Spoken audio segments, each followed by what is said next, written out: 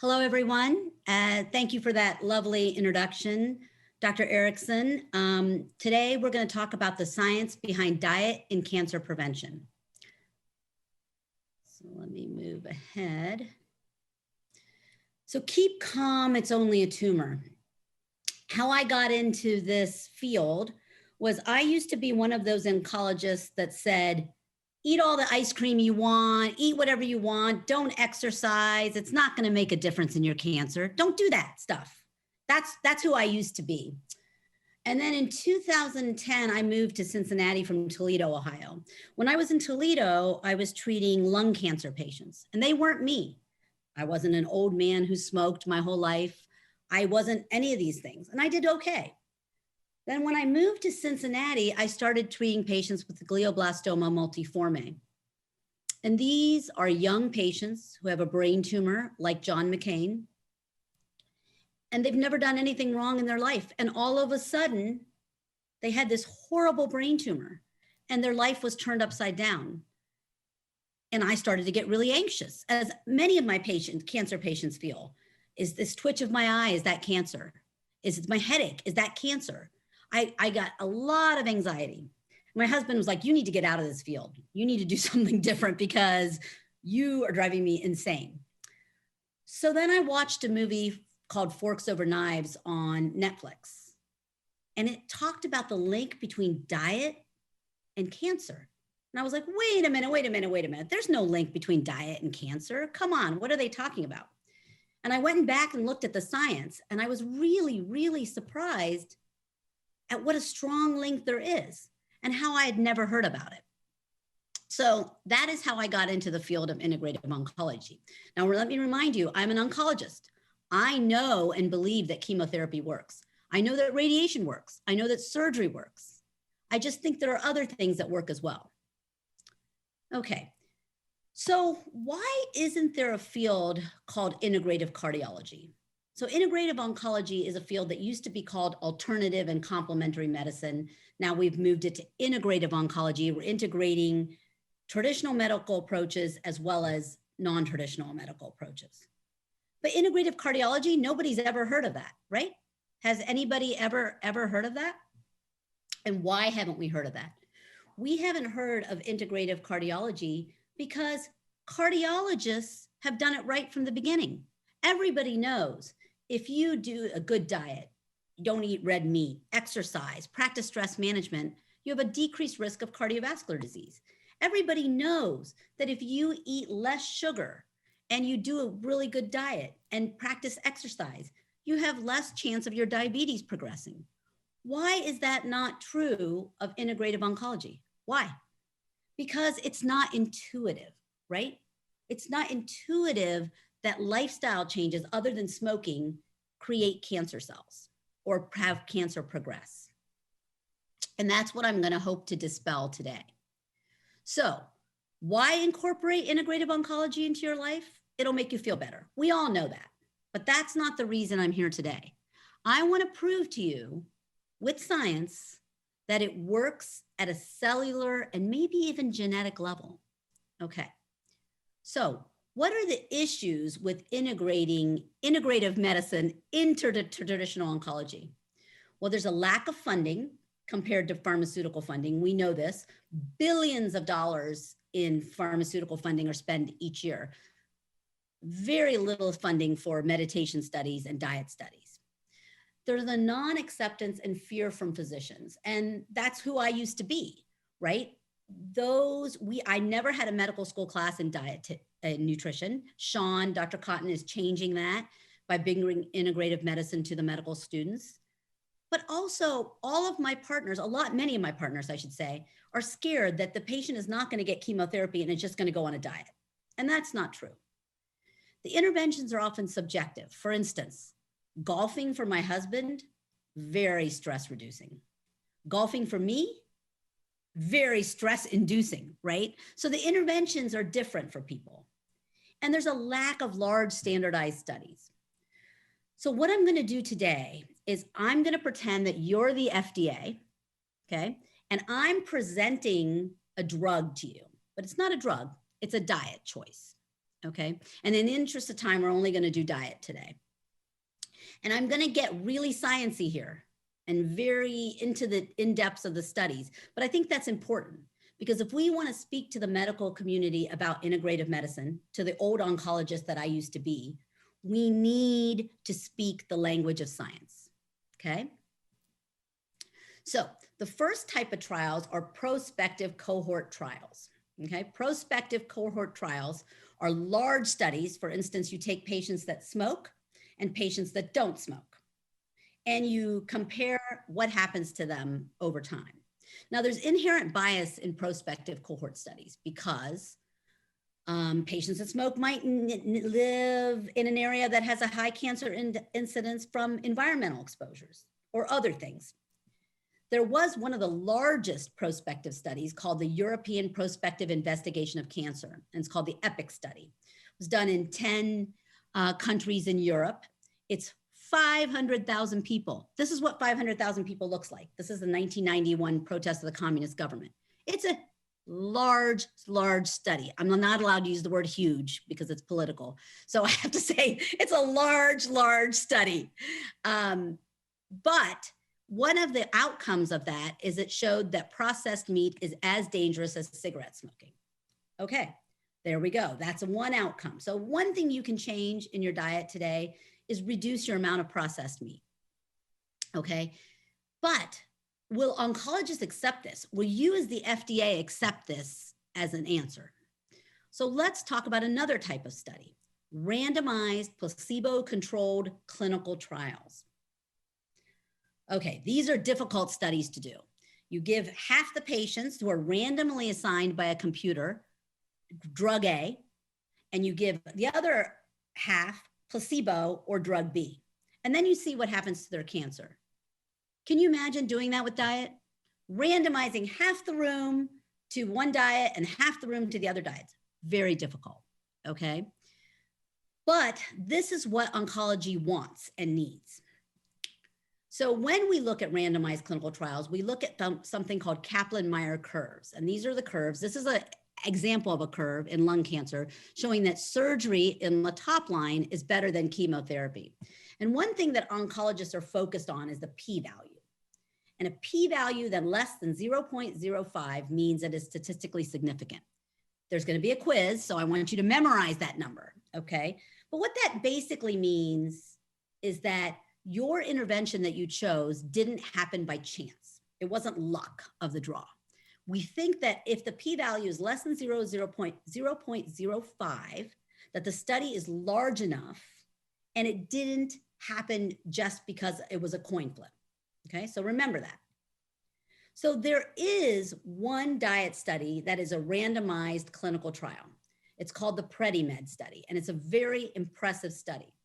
From October 2003 to June of 2009, 7,447 participants were randomized to a Mediterranean diet plus olive oil, a Mediterranean diet plus nuts, and a control diet. Okay, and what they found, here's those Kaplan-Meier curves that we talked about. They found that there was a 62% decrease in breast cancer. 62%. Let's pause for a moment. If this was published in the Wall Street Journal, that there's a pill out there that you can take that would decrease your incidence of breast cancer by 62%, it would be $1 billion company and you would all be out there buying it, okay? Notice the p-value less than 0.05, okay? Now, this study also, well, let me go over the Mediterranean diet first. Lots of fruits, lots of vegetables, lots of whole grains, limited fish, and even more limited dairy and meat and sweets, okay? Now, the study was designed to look at cardiovascular disease, published in the New England Journal, and they found a 30% decrease in heart attack, stroke, sorry for the misspelling, and death, okay? Now, again, the p-value less than 0.05, it's 0.009.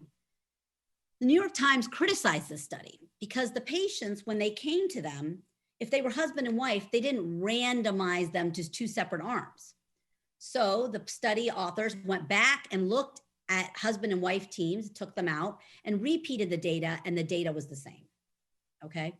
So we know that a Mediterranean diet, lots of fruits, lots of vegetables, lots of whole grains, decreases cancer incidence as well as cardiovascular incidence. But again, you might say to me, I presented this to our grand rounds at hematology oncology grand rounds, and there was an uproar. All the other oncologists were upset, like, you know, let's look at that. Let's look at this. What is a toxicity? I'm like, it's a diet. It's a Mediterranean diet. There's no toxicity. This is not chemotherapy. So another way to look at things that takes out the inherent bias. So the prospective studies have an inherent bias. The randomized studies are very expensive and difficult to do. One way to look at it is to look at animal-based studies and to also look at tissue trials where we're actually looking at the tissue underneath a microscope, okay? So we're gonna talk about those today. And that's why I'm choosing these studies, because they're very specific and they try to remove bias. We in medicine look at our body as machines. That's how we're taught to look at our body. My husband is an orthopedic surgeon. He does total joint replacement. He does hips and knees. If you try to show him a neck, he's like, no, I'm not gonna do that. I do hips and knees, right?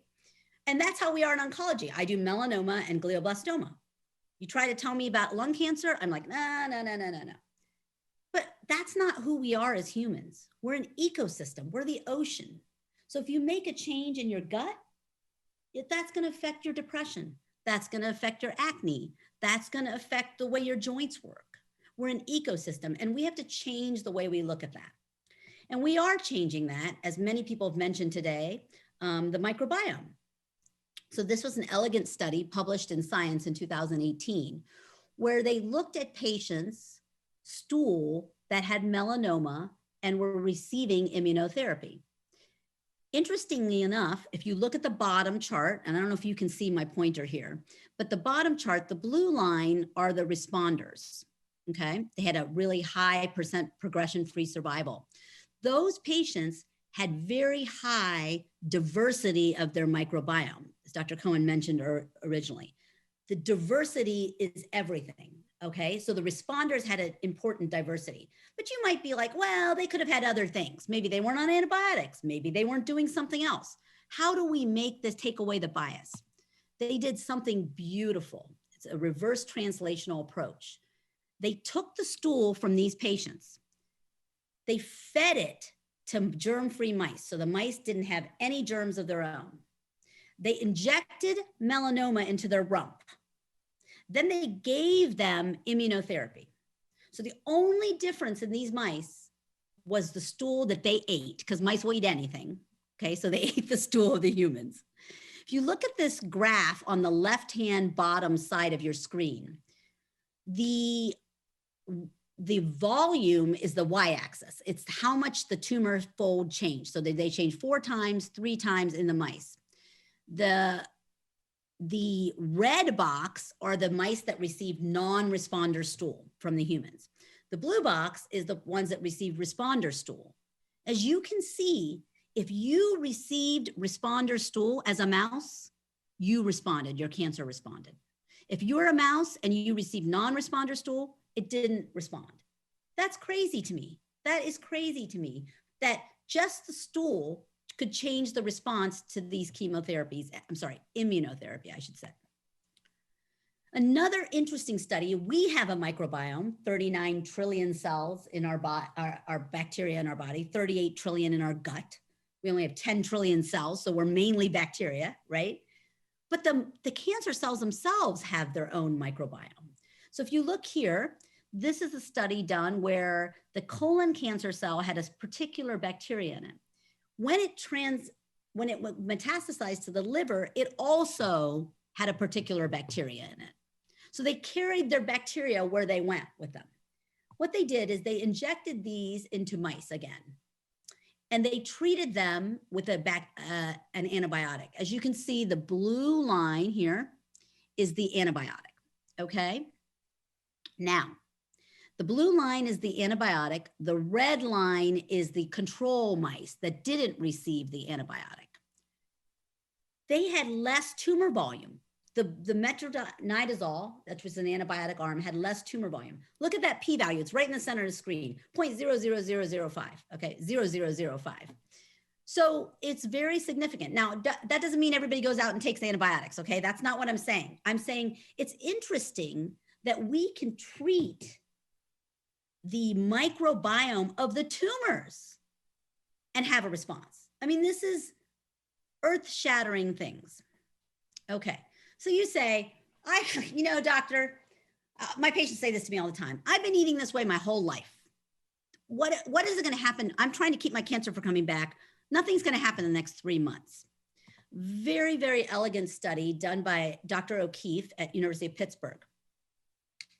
He looked at African Americans eating a high-fat, low-fiber diet, and then South Africans, rural South Africans, eating a low-fat fiber diet. And somehow he got this study approved. I don't know how I can't get any meditation studies approved, but he got this study approved.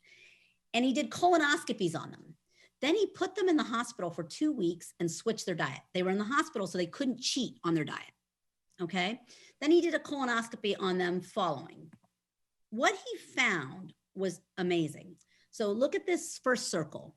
The brown in the colon is inflammation or proliferation of the cells. This is an African-American patient who, after 2 weeks on the diet, look at how much decreased brown there is. 2 weeks, 2 weeks. How about the inflammation-producing bacteria? These are the South Africans. They started out with very little inflammation-producing bacteria and went up to markedly inflammation-producing bacteria. 2 weeks. Okay, all right. So I think a picture is worth 1,000 words. And I find this one very interesting. These are identical twins. This is a picture recreated. And their stool, they are one obese twin and one thin twin. Their stool was given, again, mice will eat anything. They fed it to the mice. These are germ-free mice. And the patient, the mice, the mouse who received stool from the obese twin was obese. The slim twin, not so obese. That's crazy. Look at that picture. I mean, the stool is everything, okay? That's where we're going.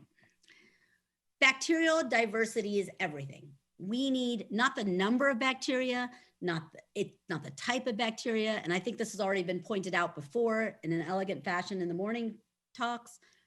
Bacterial diversity is everything. We need a diverse bacteria. How do we get that?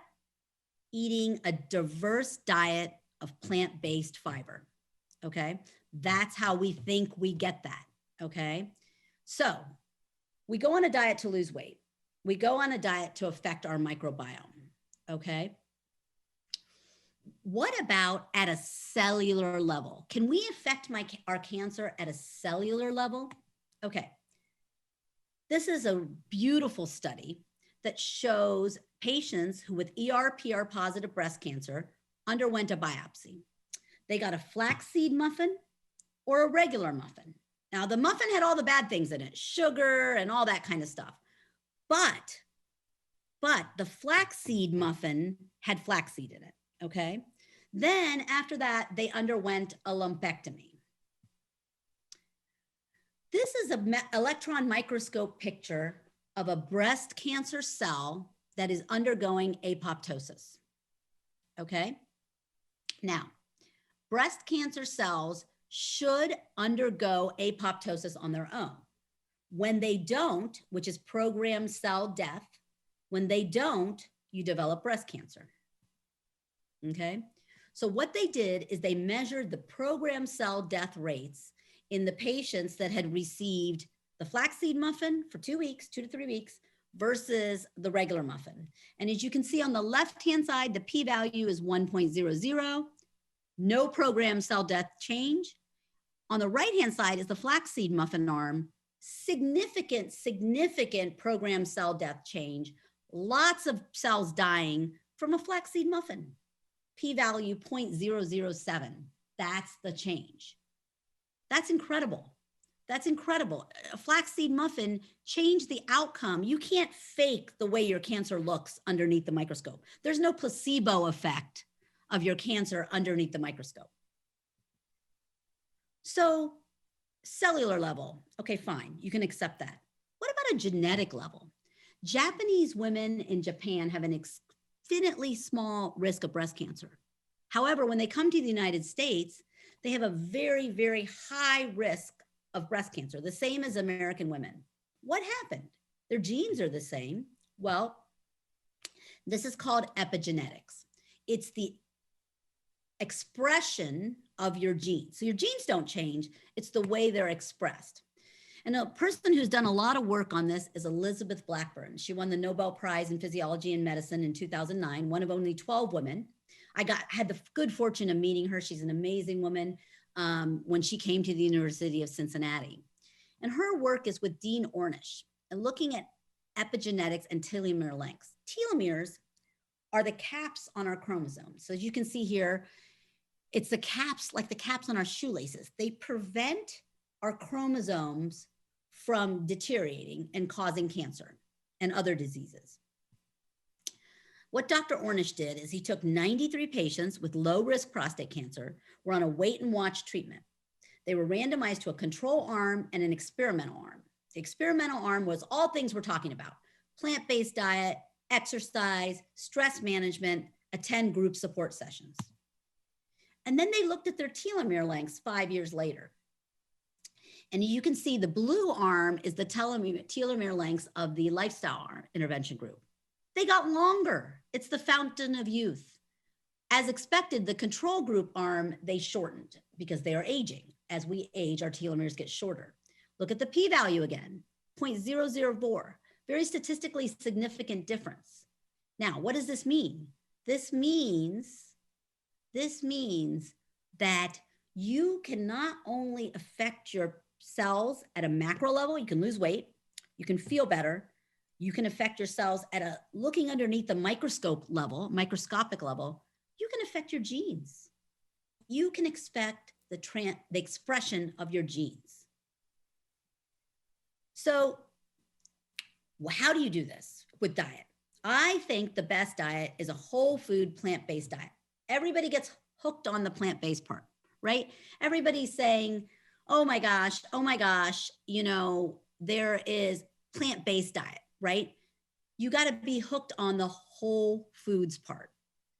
Vegans eat Oreos. Oreos are vegan.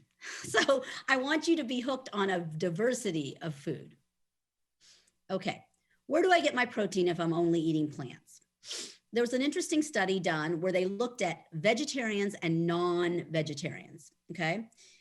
And what they found is the World Health Organization recommends we get 40 grams of protein a day. The non-vegetarians and the strict vegetarians got 70 to 80 grams of protein a day. Protein, we are not protein deficient. We are fiber deficient.